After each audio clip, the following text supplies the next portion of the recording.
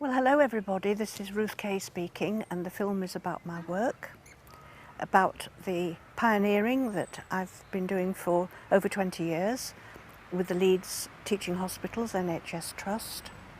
So I have managed to combine meditation and music alongside spiritual healing, which is a powerful package, and it enables people to practice at home. So they're not just coming in for a session and forgetting about it. They are working at home, using breathing techniques, learning to meditate, and the benefits are helping them to sleep well, to feel stronger and more confident, to be able to withstand the side effects of medical treatment, to take away fear and apprehension, to take away stress, nausea. It works on so many levels, and so many people have described how it has helped them. It's called self-empowerment, it's called self-realization, it's finding who we are. And when we go within into stillness and meditation and practice this, our whole life can change for us. One doesn't have to be ill. The staff come in to find me. Students, medical students, radiotherapy students, nursing students. Word of mouth. The CDs go out that I make, and the vibration of spiritual healing seems to come through voice. And it can work in absentia as well, and it's known as absent healing. By thinking well and thinking of someone, it can travel through space and time. So there's so much we don't understand. Just have an open heart and an open mind. And even if you're skeptical, this is powerful enough to go beyond it. And now I hand you over to the rest of the people to speak up for what they have experienced.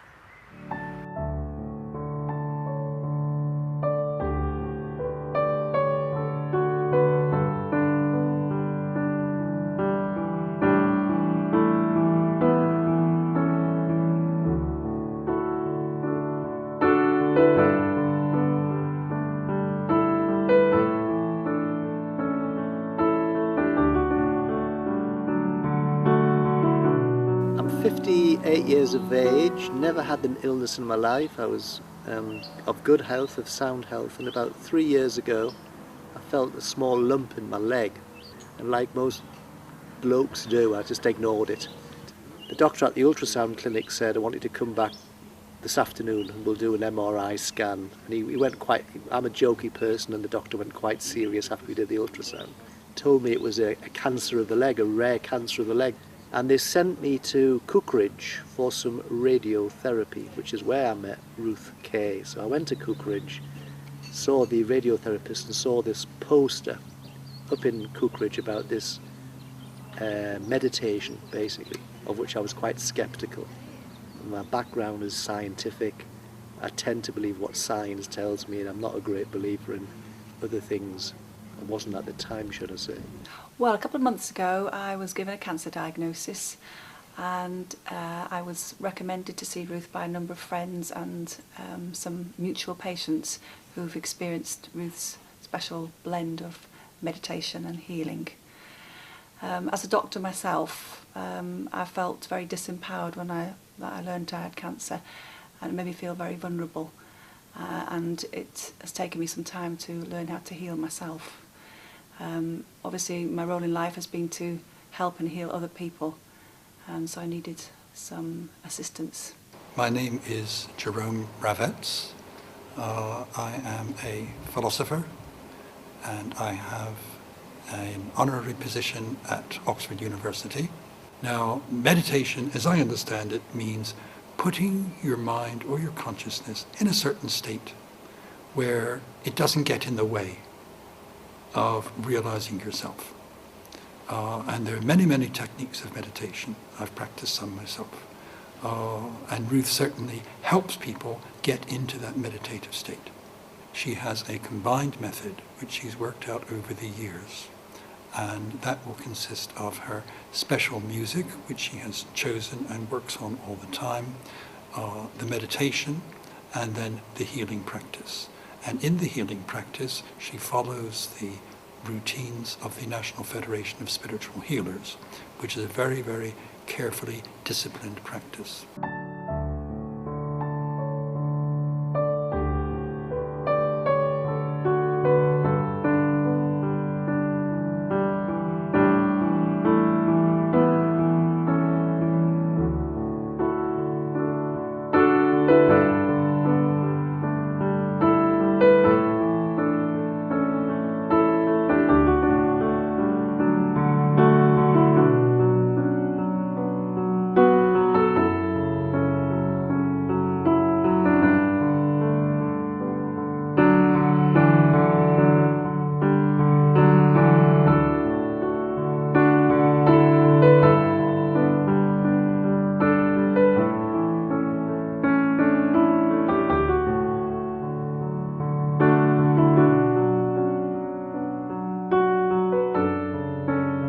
When you're diagnosed with cancer, you feel out of control, and it just puts you back in control. You don't feel, I don't know what it's doing, the meditation, but it must be doing something. It heals my spirit. Not going to heal me, but it heals my spirit and makes me able to cope with everything, and I can. I'd no idea what I was going to experience, and she gave me the ability to focus on the present, and also she gave me the strength to get through the treatment. Even just by speaking to her over the phone, I feel an inner peace automatically. And I notice the difference myself even after I've put the phone down. There's a calm. Like I say, she's got a really, really special gift. I work at the hospital. I coordinate a project called the Viva Project, and the aim of that is to enhance the patient experience. If you're ill, everything that's going on, you know, you're thinking about your treatment, you're thinking about how do I do this, how do I do that. You've got lots of things coming into your mind, and I think it's very difficult to get rid of those, and you've got worries, you've got fears, and I think that meditation allows you just that time to kind of almost escape all of those, and just to relax and just to let them go, and to not let them affect you for that time, and that hopefully then helps you after the meditation. Ruth has also given me a healing session as well, a couple of times, and that's been really good. She really does have a gift in that, and I've come out and I've just felt amazing. You know, felt like doing cartwheels down the corridor. It was really out of desperation, and ended up knocking on her door. And I've never, that was a changing point in my life. I came for healing, but much more than that happened, and it started me on a whole new journey of discovery. I'd read a leaflet about Ruth's abilities and what she does, and I thought, seeing as I'd been diagnosed as relapsed acute myeloid leukemia, I needed some sort of either spiritual or other help to get me through this, because I was just not coping. This is the first time I've done it. I didn't know what to expect, and what I experienced this morning was for the first time since I'd been re-diagnosed on Wednesday of this week with AML, relapsed AML. I was relaxed for the first time. I had no history of it at all in my family. I got over that bout and never dreamed that it would ever come back again, and then sadly it did in 2007. And some ways it was more devastating the second time, because I thought, right, that was it, I'm over that hurdle, I'll just get on with my life, but it wasn't meant to be. You can be as stressed out as you like, but it goes there with anything, and immediately she just makes you feel calm and like you can cope. Doing the meditation, she's always encouraged me to meditate, and doing the meditation has just helped me leaps and bounds. It's just amazing the difference I feel after coming out from Ruth's room. You just feel so much more positive and alive, and like you can tackle things. I can imagine that a lot of people were sceptical. So I've been sceptical myself, and until you go down and see it for yourself, that's when you realise, well, actually, yes, she's fantastic. She does a great job. Almost every patient that you refer to her get benefit from her.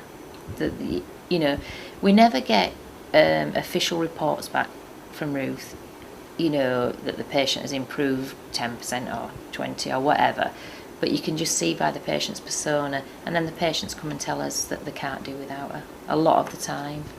It really helps to build people up in a positive sense, sort of body, mind and spirit all coming together with something that you can't touch or feel yourself, but you can see people growing by what they're receiving from her.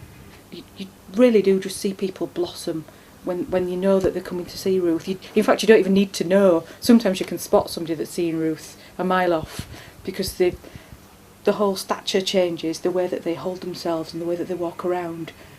Hello, my name is Malcolm. I'm a cancer patient at St James's Hospital in Leeds. I was first diagnosed with prostate cancer 3.5 years ago. And the biggest problem initially for me was up here in my own head. Terrible thoughts you have about cancer and if you've got any future. And what Ruth Kaye has done for me personally is helped me to help myself by getting rid of all those nasty thoughts, be more positive. The vibration of her voice helps as well as the music. And I hear Ruth's voice, but I don't always hear what she's saying. So it must be something in her voice that sends me into a different place. When I'm actually meditating, I can hear Ruth talking, and then I get these colours, blues and greens, and the swirling. I don't know what that means, but because I think we all see different things, don't we? And I feel really, really relaxed. I think she's fantastic. She's helped me no end. She really has. I don't think she realises how much she has. Here we are. We're going to go into meditation. In stillness, in the meditation, we know who we are, we find ourselves. The ripples of the pool effect come into your life, the stepping stones are put out for you, and if you open up your heart, your whole life can change. And this is what this is about. It's about changing consciousness. And when you change consciousness, your life changes around you. I'm Dr. Sue Mason. I have a background in nursing a long time ago. How does healing work? I don't know. And not only don't I know, it is not known. There are lots of hypotheses on how it works.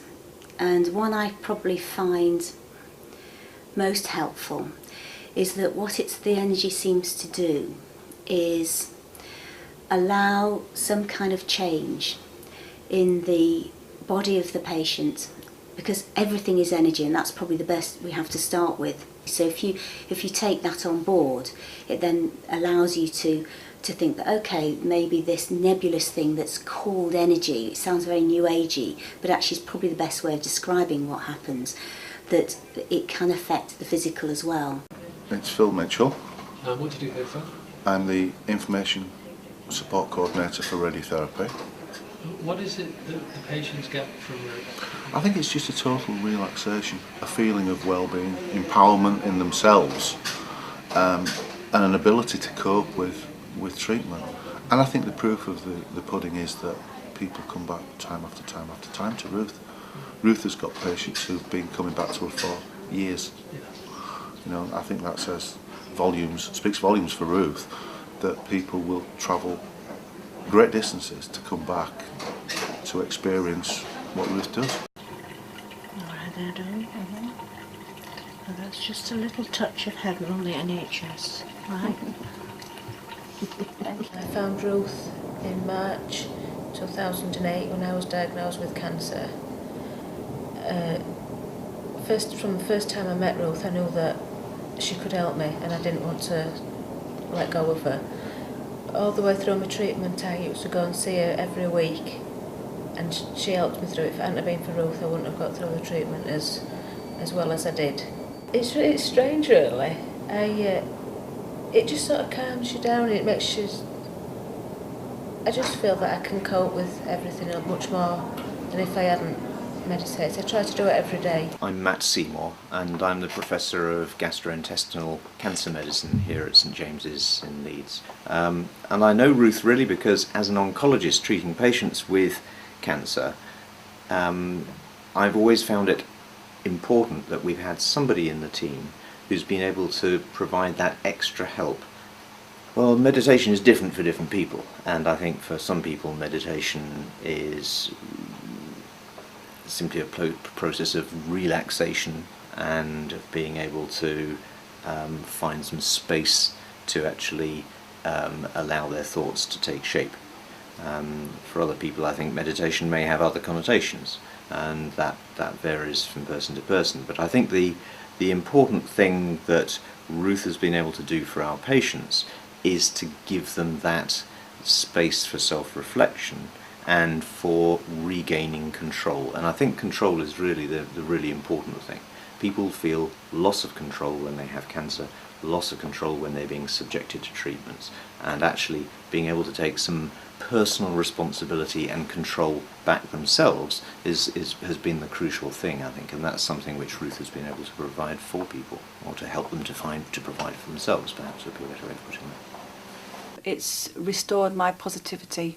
I felt that I'm reassured and more in control of my own feelings. There's nothing to be frightened of. I came into this feeling very vulnerable and disempowered, and I'm already feeling empowered and able to help myself. There's nothing to be scared of. You're not being used, you're not being taken for a ride, there's no financial gain for other people. You've got nothing to lose and everything to gain. My advice to anybody who's given a diagnosis of cancer, and this is very easy advice to give and hard advice to accept, is to try and slow down a little bit. Obviously accept the diagnosis which the doctors have given you, but find some other form of meditation practice from somebody like Ruth. I mean, I'd strongly advise you to come and see Ruth in the Bexley wing, obviously, but certainly find somebody who you can work in a group, who can teach you how to pace yourself during the course of your treatment, because most cancers require either surgery or radiotherapy or chemotherapy or a combination of all three. Hospital staff, no matter how well they try, are very busy people. They can't always spend as much time with you as they want. Ruth can spend quite a bit of time with you, although she has got calls on her time. And basically, Ruth doesn't necessarily have to be with me for me to enjoy her meditation. Everybody has the power to heal. We're healing each other all the time, even when we just give a smile. And there are lots of people who have that power, or have cultivated that power to a greater degree, and they can actually go out and give a healing effect on people. Energy goes out, you're helping each other. The collective experience of the meditation is that much stronger. And Ruth, in her own very, very humble, very simple way, has done a great work in moving this forward. I remember when my mum first started being a healer, or working as a healer, and I had a bit of difficulty with it because to me, she's my mum, same I suppose as my kids aren't particularly impressed that I'm an astrologer. And it took me a while before I began to really see what she was doing for people. There'd be a lot of people would talk about the difference she'd made in their lives, or the impact that she'd had on them and the experiences that they'd had with her. And I was always a bit like, yeah, whatever, Mum, you know. And then gradually it became clear to me that no, she has a power, she's got a gift. It just comes out from my boots sometimes, and I don't know what I'm saying, but then when I do the groups, I start every group I run with a little talk first, and everybody says, oh, you know, it was wonderful, and I think, well, what did I say? I've no idea.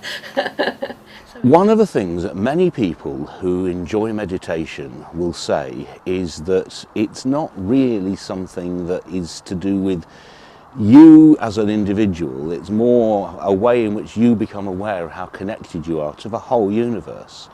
And they'll also say that within us there's an entire universe as deep and as vast as the endless cosmos of the sky.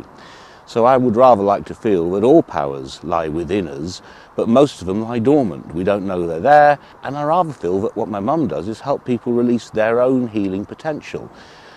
Whether she takes something from the outside and puts it into them is, I think, questionable. She may, but it's also possible that what she does is puts into them a sort of awareness of where they can find that healing energy within themselves. I think the most important thing about meditation is that it helps you recognise that you really are alive. It's a strange thing that we're all alive, but we often don't recognise it. We're so caught up in what we're trying to do, what we're trying to achieve, and where we're trying to go, we don't notice the fact that we're breathing and that we're conscious and that we exist and that all that's a blessing and a gift.